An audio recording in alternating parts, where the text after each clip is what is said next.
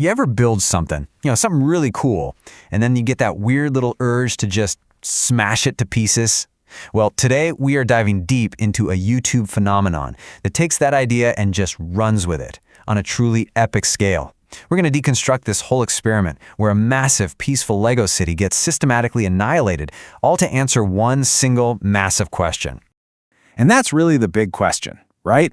In the middle of all that chaos, all that beautiful, planned destruction, can you actually engineer a Lego structure that can withstand literally anything you throw at it? Now, this isn't just random smashing. Oh no, this is a methodical test. It's like a gauntlet of one apocalyptic event after another, each one more extreme than the last, all designed to push this one Lego structure to its absolute breaking point. You could almost call it science, just, with plastic bricks. Okay, so before you can test a fortress, you need something to threaten, right? And what we have here is this perfect, peaceful Lego metropolis. It's a picture of total tranquility right before the storm hits. So the apocalypse doesn't exactly knock politely. It kicks the door right in. The very first disaster is a giant meteorite aimed squarely at the city's center. And the result, the tallest skyscraper, is just instantly obliterated. And like the creator says, that was only level 1. So, with that kind of threat established, it's time to build a solution. Before the next disaster can strike, the little Lego citizens need a seriously fortified survival base to hide in. And this bunker, well, it basically becomes the hero of our whole story. And this bunker is no joke. It is engineered for survival. We're talking extra thick walls to absorb impact, a reinforced roof to handle insane amounts of pressure, and the inside, it's fully stocked. Not just with food, but with a gym and a cafeteria to keep all the important people comfy.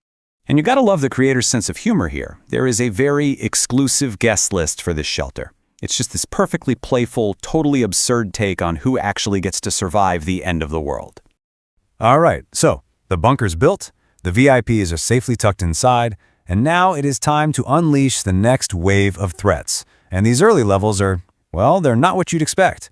This is where the whole experiment gets wonderfully weird.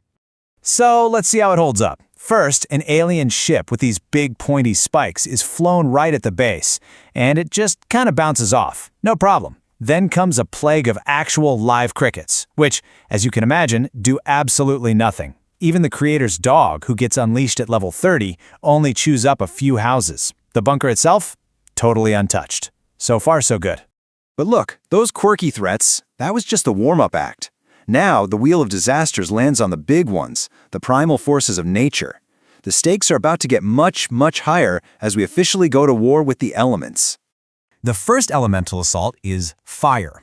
A heat gun gets brought in to simulate a massive firestorm, and the effect is, well, it's immediate. You can just see the plastic landscape and all its little citizens start to warp and melt. And this quote just perfectly captures that darkly funny tone. I mean, while watching a minifigure's car literally turn into a puddle around him, the creator just can't help but comment on that surreal, drippy look of it all. So after the heat, what's next? Pure raw force. At level 60, the disaster is a hailstorm, which is simulated by dropping these giant ice balls, we're talking bigger than golf balls, from way up high. This is a serious escalation in just destructive power. And right here, this is the turning point. The hail doesn't just do some damage, it causes the first catastrophic failure of a major building. The city's hospital is just completely flattened. But here's the crucial thing. While the city is crumbling, the bunker is still holding strong. So the city's in ruins, but the bunker is unshaken. We are now entering the end game. And it really does feel like a classic video game, It's time to bring out the biggest, most powerful challenges imaginable. The final bosses of this whole Lego apocalypse. So for the next huge cataclysm, the creator turns to modern tech. He asks an AI for a suggestion, and the answer? A volcanic eruption. So a giant Lego volcano is built, complete with some secret formula inside that's supposed to create this massive explosion. And in a moment of just pure comedic gold, the eruption is a complete dud. The explosion looks cool, but it completely misses the city. It's this hilarious anticlimax right before the true finale. So with pretty much everything else thrown at it, there's really only one major disaster left. Level 100, the final boss, the biggest test of all, a massive tsunami wave. designed to just wash away everything that's still standing. And we are not talking about a small splash here. To simulate a real tsunami, an entire garbage bin is filled to the absolute brim with water. That is the sheer scale we're dealing with for this final attack. The result of that wave is, it's absolute devastation. The force is so powerful that it doesn't just destroy what's left of the city, it literally picks the entire thing up and shoves it off its foundation into the grass. The before and after is just staggering. So the city is gone. The apocalypse is complete. But what about our hero? What about the bunker we've been rooting for this whole time? It is finally time for the final verdict on this whole crazy experiment. And there it is. After aliens, bugs, fire, hail, and a literal tsunami, the survival base is still standing. It passed the ultimate test. It survived. The engineering actually worked. That central question has been answered with a huge yes.